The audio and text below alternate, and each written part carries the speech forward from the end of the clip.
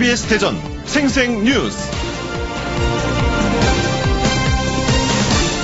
여러분 안녕하십니까? 9월 2일 월요일 KBS 대전 생생뉴스 방석준입니다.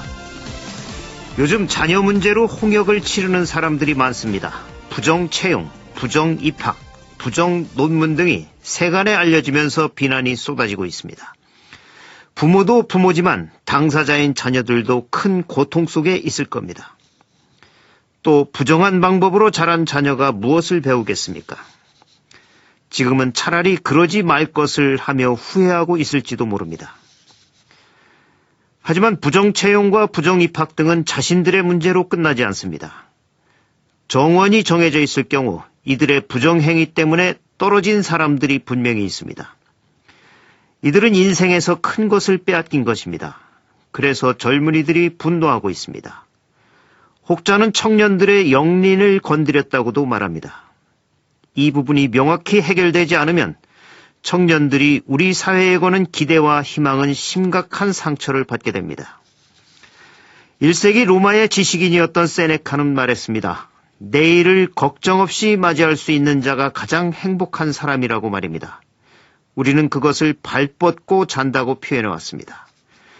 선택의 순간마다 발 뻗고 자고 내일의 태양을 떳떳이 맞이할 수 있는 길을 선택하는 것이 지혜로운 삶일 겁니다. KBS 대전 생생뉴스, 먼저 이 시각 헤드라인 뉴스입니다.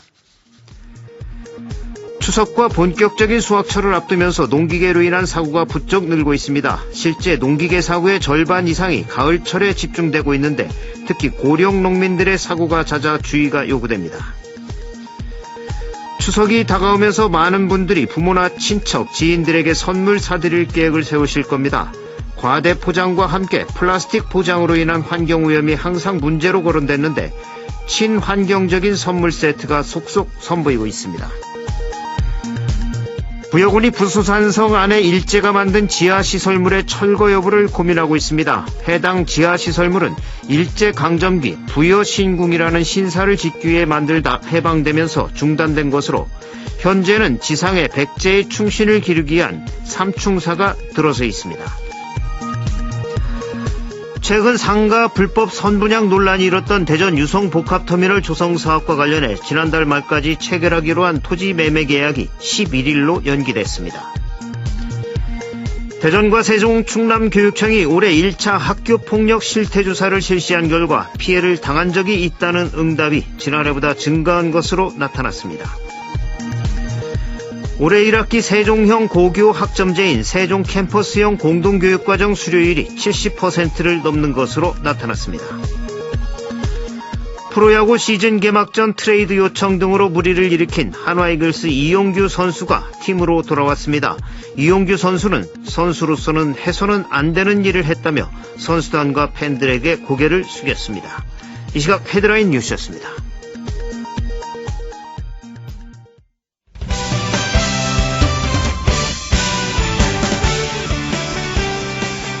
뉴스브리핑 순서입니다. KBS 대전 보도국의 이정은 기자 나와 있습니다. 이 기자 안녕하세요. 네, 안녕하세요.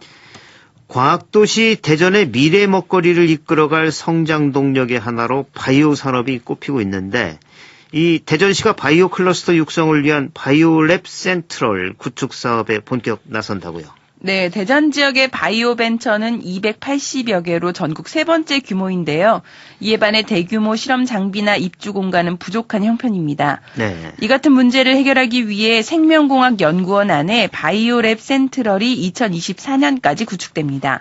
지난 4월 허태정 대전시장이 미국 보스턴 랩 센트럴을 견학한 뒤 벤치마킹한 사업인데요.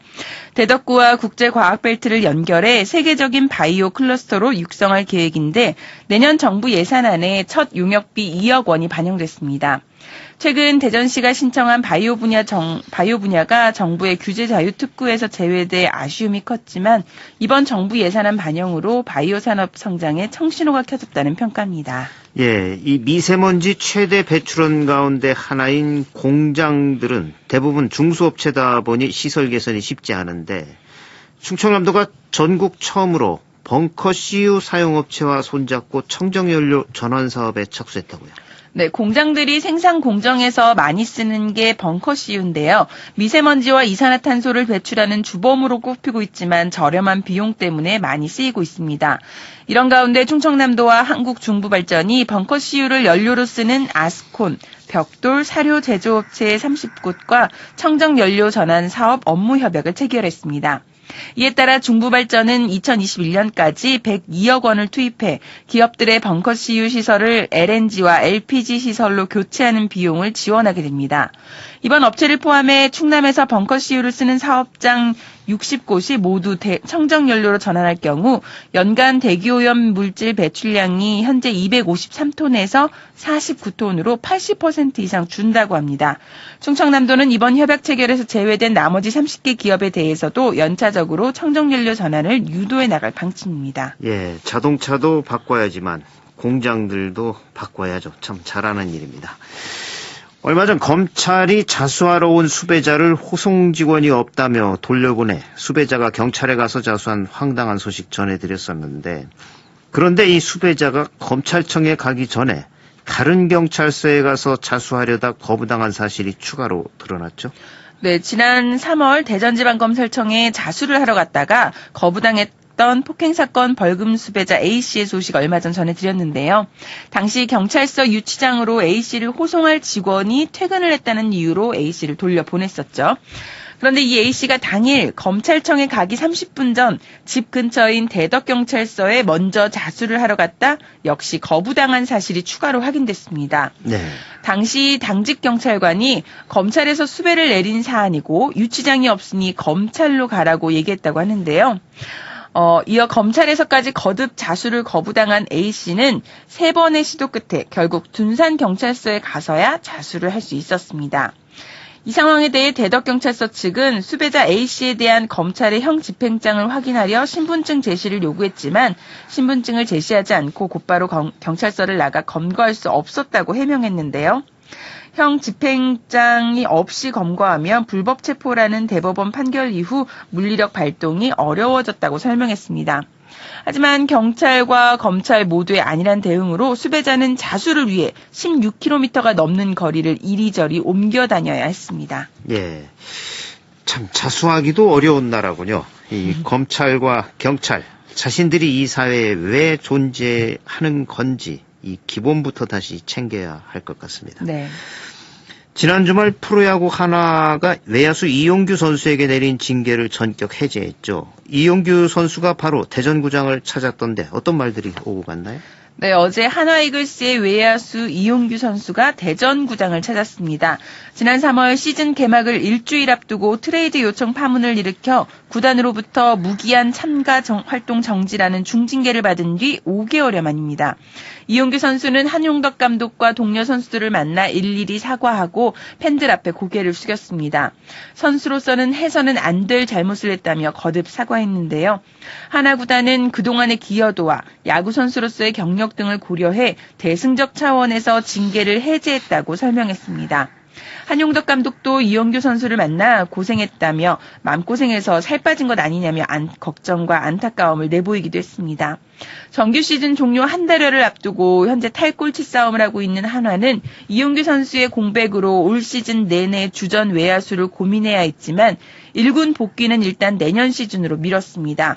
이용규 선수가 그동안 개인 훈련을 해온 만큼 우선 2군에 합류해 구단 프로그램에 맞춰 훈련한 뒤 내년 시즌 활약을 준비할 계획입니다. 예, 사과를 하고 새로운 출발을 하는 이용규 선수. 이제 실력으로 답할 차례입니다. 이 밖에 밤사이 사건 사고 있었나요? 네, 지난 밤사이에 비교적 조용했습니다. 뉴스브리핑 이정은 기자였습니다. 수고하셨습니다. 고맙습니다. 오늘의 생생정보입니다. 관세청이 추석 성수품의 원활한 수급을 위해 수출입 특별 지원 대책을 시행합니다. 전국 세관에 14일까지 24시간 통관 지원반을 편성해 신선식품은 우선 통관 검사하고 소액 특송화물 증가에 대비해 연휴에도 비상대기조를 운영하기로 했습니다.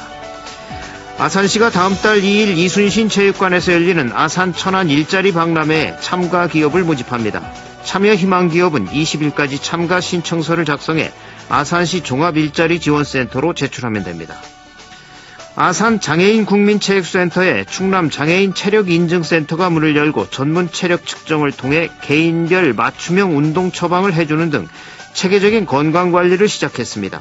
이용을 원하는 개인 단체는 아산 장애인 국민체육센터를 직접 방문하거나 장애인 체력인증센터 전화나 홈페이지를 통해 신청하면 됩니다. 대둔산 도립공원 수락계곡으로 종점이 변경된 대전 21번 시내버스가 운행을 시작했습니다. 대덕리 마을회관부터 대둔산 도립공원 수락계곡 입구까지 운행거리가 편도 기준 7km 늘어났습니다. 공주시가 노후 경유차의 매연 저감을 위해 하반기 운행차 배출가스 저감 사업을 실시합니다. 지원금은 차종과 연식에 따라 최대 3천만 원까지며 특히 이번 사업은 기존에 있던 공주시 2년 거주 제한을 폐지해 대상자 누구나 신청할 수 있습니다. 공주시는 또 멧돼지나 고라니 등 유해 야생동물에 의한 농작물 피해 농가에 대해 최대 200만 원의 보상금을 지급합니다. 신청은 피해 신고일 현재 공주시에 6개월 이상 주민등록을 둔 경작자로 농지 소재지 읍면동 행정복지센터에 피해 보상 서류를 접수하면 됩니다. 충청남도가 구제역 백신 접종을 성실히 이행하지 않은 양돈 농가에 도축장 출하를 제한합니다. 이달부터 구제역 접종 이행 여부를 집중 점검해 이행하지 않은 농가에 대해선 도축 출하를 제한합니다. 계룡시는 2019 계룡 세계 군문화축제에 맞춰 아빠와 함께하는 1박 2일 병영체험 참가 가족을 모집합니다. 모집 인원은 26팀으로 한 팀당 6인 이내의 가족 단위로 참가가 가능하며 신청은 6일까지 축제 홈페이지로 하면 됩니다. 날씨입니다. 대전과 세종, 충남 지역 오늘은 대체로 흐린 가운데 충남 남부 지역을 중심으로 산발적으로 빗방울이 떨어지는 곳이 있겠습니다. 오늘 낮 최고 기온은 26도에서 29도에 머물겠습니다. 내일은 전 지역에 비가 내리겠습니다. 예상 강수량은 5에서 20mm로 이번 비는 주말까지 이어지겠습니다. 내일 아침 기온은 18도에서 21도, 낮 기온은 24도에서 27도로 오늘보다 더 떨어지겠습니다. 지금까지 생생정보였습니다.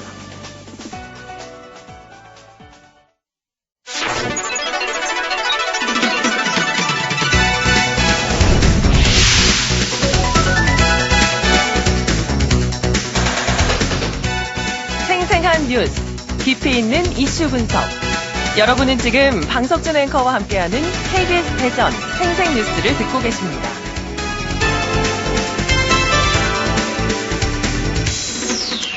네, 추석 명절을 앞두고 대전 고용노동청이 체불임금 청산을 위한 집중지도에 나섭니다. 이번 집중지도 기간에는 체불임금 청산 기동반을 운영해서 적극적으로 청산 지도 활동을 벌이고 임금체불 관련 상담과 민원 접수도 받고 있습니다. 오늘 생생 인터뷰에서는 대전과 세종 충남 지역의 추석 체불임금과 관련해서 대전지방 고용노동청 근로개선지도 1과 김주실 과장과 말씀 나눠보겠습니다. 스튜디오에 직접 나와주셨습니다. 김주실 과장님 안녕하십니까? 안녕하세요. 반갑습니다. 예, 아침 일찍 이렇게 와주셔서 감사합니다. 네. 대전 고용노동청이 추석을 앞두고 이 근로자들의 체불임금 청산을 위한 집중지도에 나섰는데 먼저 우리 지역 근로자들의 체불임금 실태 어느 정도인가요? 대전과 세종, 충남 지역을 다 합해서 금년도 7월 기준으로 임금체불 신고 사건이 9,000여 건이 접수되어서 네. 처리되었거나 처리 중에 있습니다. 임금체불액은 총 663억 원으로 지난해 같은 시점과 대비해 안타깝게도 약 10% 정도 증가한 상태입니다. 네. 그러니까 지난 7월 말 기준이죠? 그렇습니다. 예. 지난해 같은 기간보다 10% 정도 증가한 663억 원 정도가 된다. 그리고 민원 접수는 9천여 건이었다. 예. 업종별로 이게 어떤 사업장의 체불임금이 많습니까? 예, 업종별로 보면 예. 제조업이 26%, 도소매 음식 숙박업이 25%, 그리고 건설업이 22%인데요. 이 세 업종이 비중이 높았습니다. 예. 규모별로는 30인 미만 사업장이 대부분을 차지했는데 아무래도 최근 경기 상황 등으로 인해 소규모 사업장에서 체불이 많이 발생하고 있는 것 같습니다. 예. 요즘 이 국제 무역 문제 또 국내 경기 문제 여러 가지 문제가 이 소상공인들한테 영향이 아주 안 좋은 영향이 많다라는 게 이번 수치로도 좀 보이는 것 같네요. 이런 체불임금을 해결하기 위해 대전 고용노동청에서는 그 추석 대비 체불임금 청산 집중 지도 기간이란 것을 정하고 비상근무에 들어가셨는데 체불임금 청산 지도 현재 어떤 식으로 하고 있는 거죠? 예, 고용노동부는 매년 추석 명절을 앞두고 근로자들이 임금체불 걱정 없이 추석 명절을 보낼 수 있도록 네. 임금체불 예방 집중 지도 기간을 운영하고 있습니다. 네. 올해에도 지난주 월요일부터 비상근무 체제에 돌입하였고 추석 연휴 전날인 9월 11일까지 운영할 예정입니다. 네. 이 기간 동안 근로감독관들이 평일엔 저녁 9시까지, 휴일에도 오전 9시부터 오후 6시까지 민원실을 연장 운영하면서 체불임금 관련 상담과 민원 접수를 받고 있습니다. 그동안 업무 시간이 아니라서 상담하지 못했던 분들이 계신다면 이 기간 내에는 저녁 시간이나 휴일에도 상담을 받으실 수 있겠습니다. 예.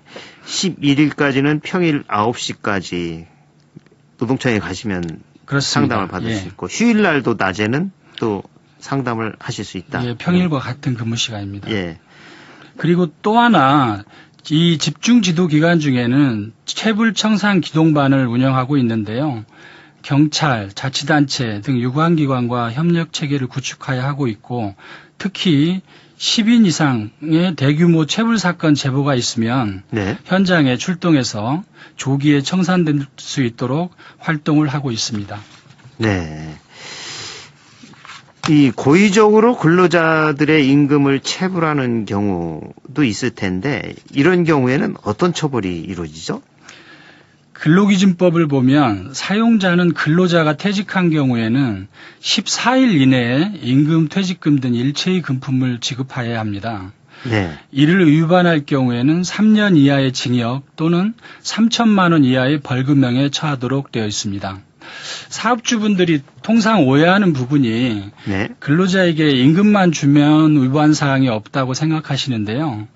근로기준법에 따르면 퇴직일부터 14일 이내에 지급하도록 돼 있기 때문에 네. 나중에 지급하더라도 법 위반으로 처벌을 받을 수 있으니까 이 점 꼭 유의하셔야겠습니다. 예. 근로자가 퇴직하면 2주 이내에 줄 건 다 줘야 되는군요. 그렇습니다. 예. 나중에 주면 줬더라도 처벌은 받을 수 있다. 그렇습니다. 예.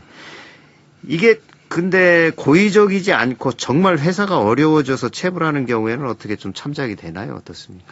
네, 이제 그 검찰에서 처분할 때 네. 예, 고려 사항은 됩니다. 예. 이 임금 체불이 계속되면 근로자들은 생계에 어려움을 겪을 수밖에 없는데 이들을 위해서 또 뭐 지원을 해주는 생활 안정 대책 같은 것도 있습니까? 재직 중에도 임금체불로 생계곤란을 겪는 근로자가 생활 안정을 위해 저리로 생계비를 융자해 주는 제도가 있습니다. 네. 특히 집중 지도 기간 이 3주 동안은 이자율을 한시적으로 1% 인하해서 1.5% 저리로 1,000만 원 범위에서 임금 체불액을 융자해 주고 있습니다. 예. 이 제도의 경우 최근 1년 이내 1개월 이상 임금이 체불되고 연간 소득액이 19년 중위소득인 5,537만 원 이하 근로자가 대상이 되겠습니다. 네. 그러니까 근로자가 만약에 재직 중인데 이번 그 집중 그 체불임금 청산 집중 지도 기간 내에 신청을 하게 되면 1.5%의 저리 융자를 받을 수 있다. 이런 말씀이시죠? 예, 기존에는 2.5%였는데요. 예. 이 3주 동안 신청하시면 예. 1.5%로 받으실 수 있습니다. 네. 어떻게 신청하면 되는 거죠? 어디 가서? 예, 요거는 이제 그 노동부에 네. 임금체불 확인원을 받고요. 네. 그다음에 근로복지공단에 융자 신청을 하는 절차를 받게 됩니다. 예. 좀 절차가 복잡할 수도 있으니까 고용노동부 민원실로 연락 주시면 자세히 안내받을 수 있습니다. 예. 그러니까 체불된 금액 내에서 융자를 받을 수 있게 되는 거죠? 그렇습니다. 예. 이 고의적으로 임금 체불을 하는 사업장이나 사업주도 있겠지만 이 경기 침체나 임금 인상 때문에 어쩔 수 없이 근로자들의 임금을 주지 못하는 경우도 있을 텐데 이런 경우에도 사업주에 대한 도움이 있는 건가요? 어떻습니까?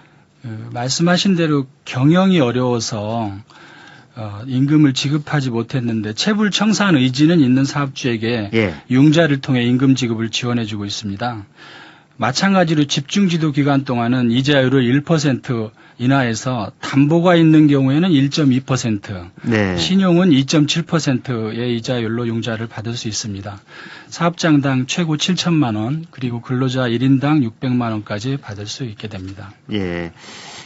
체불된 임금을 주기 위한 자금은 대출을 받을 수 있다. 그렇습니다. 예.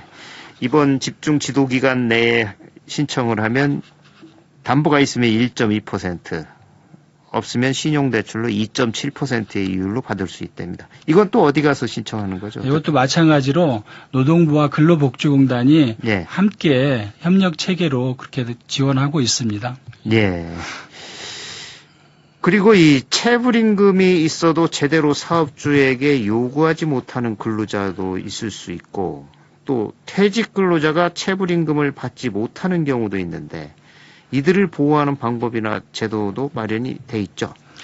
소액 최단금이라고 있습니다. 네. 이미 퇴직한 상태에서 사업주가 지급할 의지도 없고 여력도 되지 않을 경우에 국가가 사업주를 대신해서 우선 체불임금을 지급하는 제도인데요. 네. 최종 3개월분 임금, 최종 3년간 퇴직금이 대상이 됩니다. 네. 이 제도는 6월까지는 400만 원을 상한액으로 했는데요. 네. 올해 7월부터는 최대 1,000만 원까지 확대해서 제도를 운영하고 있습니다. 네. 그러니까 그 사용자 측이 사정이 도저히 안 돼서 체불임금을 해결하지 못할 경우 국가가 미리 국가 돈으로 해결을 해주는 그런 방법이군요. 그렇습니다. 예. 그러면은 이게 근로자들이 임금을 받지 못하는 경우는 거의 없다고 봐야 되는 거 아니겠습니까? 이런 제도를 예. 많은 제도가 있으니까 제도를 예. 적극적으로 활용하시면 지금보다는 체불액이 감소할 수밖에 없습니다. 예. 이거는 또 어떻게 하면 이용할 수 있나요, 예. 그럼? 소액체당금은 저희 노동부에 이제 신고 사건으로 접수된 경우에 예. 근로감독관들이 조사해서 체불 금품을 확정을 해줍니다. 네. 그러면 그 체불 금품이 확정이 되면 그 증명서를 가지고 예. 이제 법률 구조 서비스를 받아서 이제 민사적으로 판결이 확정된 증명원을 같이 첨부하면 예. 복지공단에 신청하면 네, 최종적으로 지급하게 됩니다. 예. 좀 절차는 좀 복잡한 면이 예. 있군요. 그래서 저희가 네. 저희 노동부 홈페이지에 요 체불임금 집중 지도기간 좀 배너를 좀 설치를 했고요. 네. 저희 민원실에 전화하시면 언제라도 상담 받으실 수 있습니다. 네. 이 추석을 앞두고 대전, 세종, 충남 지역 체불임금이 해결될 수 있도록 그 고용노동청에서 지금 집중 지도 기간을 정해서 노력을 해나가시고 있는데 특별히 어떤 노력을 이번에 집중적으로 하게 되는 거죠? 좀 전에 체당금 말씀드렸는데 예. 상당히 절차가 좀 까다롭다고 볼 수 있습니다. 네. 그래서 저희가 28일부터 매주 네. 수요일 날 법률구조공단에서 전문가가 출장을 나오셔서 직접 상담을 해드리고 있습니다. 이것도 이용하시면 도움이 많이 될 것 같습니다. 예. 네. 저희 근로감독관들을 포함해서 이 집중 지도기간뿐만 아니라 그리고 네. 그 이후에도 대전청 전 직원들은 노동자들이 임금 체불 걱정 없이 생활할 수 있도록 열심히 노력하겠습니다. 네. 사실 명절 전에 이 임금을 못 받는다. 참, 그 가정은 참 희망이 없어 보이는 거죠. 이 명절 전엔 정말 이건 해결돼야 되는 것 같습니다. 맞습니다. 예. 그리고 이 국민들의 관심이 높은 최저임금에 대한 얘기를 좀 해볼까요? 2020년 최저임금이 현 8,350원에서 약 2.9% 인상이 됐는데 개정 최저임금에 대해서 이번 기회에 좀 설명을 해주시죠. 사실 그동안 기본급은 낮고 각종 상여금이나 수당 등이 많아서 네. 그런 고액 연봉자들이 있는데 이분들이 최저임금 위반이 해당되는 사례가 많이 발생했습니다. 아, 그 정도입니까? 예, 그래서 예. 이번에 최저임금을 개정하면서 최저임금 산입 범위에 상여금과 복리후생비 일부를 포함시켰습니다. 올해의 경우 월 환산한 최저임금의 기준으로 상여금은 25%, 네. 복리후생비는 7%를 초과하는 금액은 최저임금에 산입이 됩니다. 네. 요 산입 비율은 매년 산입 비율은 높여서 2024년이 되면 상여금과 복리후생비 전액이 최저임금에 산입이 됩니다. 예를 들어서 상여금은 올해부터 해마다 5%씩 네. 이제 감소하게 되고 복리후생비는 올해부터 7%, 5%, 3% 이런 식으로 해서 2024년이 되면 네. 이 두 항목이 전부 최저임금에 들어가게 됩니다. 네, 그게 중요한 변화군요. 예, 예. 오늘 말씀 여기까지 듣겠습니다. 고맙습니다. 예, 감사합니다. 지금까지 대전과 충남 지역의 설 체불 임금과 관련해서 대전지방고용노동청 김주실 과장과 말씀 나눴습니다.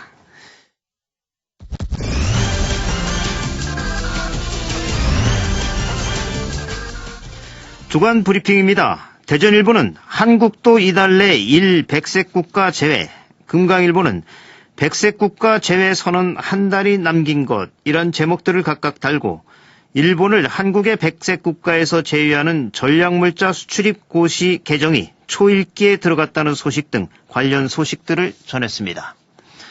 중도일보는 지지율 박빙 금강벨트 민심, 가장 큰 바람은 경제 활성화란 기사에서 자사의 여론조사 결과를 보도했습니다. 충청투데이는 대전 방문의 해 원도심 르네상스도 스타트란 타이틀로 지역 곳곳에서 문화 콘텐츠 융합 등으로 주민들과 상생하며 쇠락한 원도심의 생기를 불어넣고 있다고 전했습니다. 지금까지 주간 브리핑이었습니다. KBS 대전 생생뉴스 기술의 송환, 구성 조미연, 제작과 진행의 방석준이었습니다.